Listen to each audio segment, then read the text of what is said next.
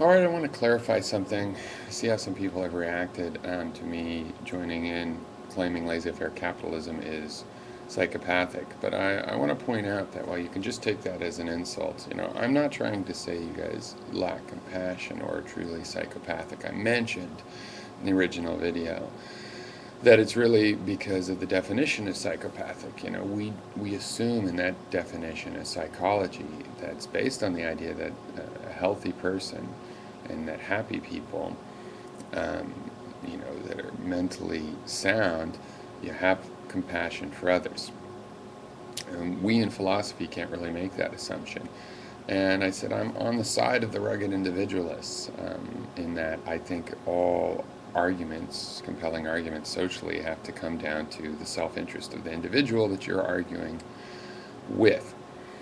Um, but I think there are such arguments. I mean, we do know that as humans we need water to survive. So my need for water is not something that's up for discussion. Your membership in your species, you can pretend to view yourself as a total individual with, no relationship to your species, but the fact is you do have a relationship to your species. The need to protect human rights comes from our definition of the society of which we are a part. One form of our individuality is as an individual culture, an individuable culture. So I think the real error in laissez-faire capitalism is that there's not enough acknowledgement of our status as members of a species. You're allowed to assume that the individual wants to survive and can just act on that, but why wouldn't we just assume that the species would want to survive as well? And so rules about murder and availability of common resources, these things follow uh, from the individual's self-interest, because the individual is a part of this community. So somebody that says that they want to be able to pretend that they are totally independent, well, they're wearing clothes and shoes and holding devices that took thousands and thousands of people working together to create, and they have to admit that.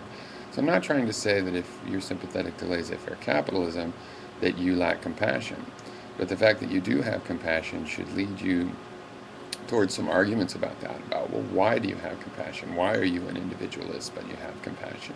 And you need to characterize that and realize that those characterizations are arguments for having social systems.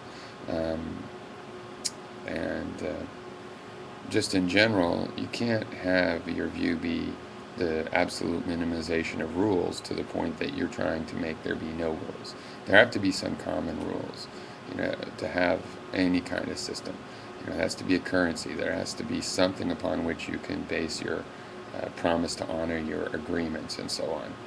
So I hope that clarifies. I'm not trying to cast personal aspersions per se, but I'm also not going to back out of the fact that as we define um, the psychopath, there are certain psychopathic aspects to the way a laissez-faire um, economy is supposed to work.